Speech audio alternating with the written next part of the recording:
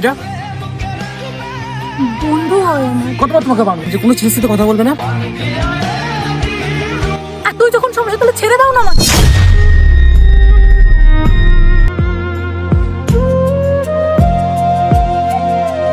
কি হয়েছে তোমাদের?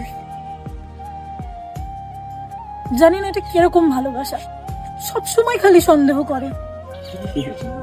ভালোবাসা তাই সন্দেহ করে, নাহলে আজকালকার দিনে অত টাইম কোথায় যে নিজেকে বাদ দিয়ে অন্যের কথা ভাববো।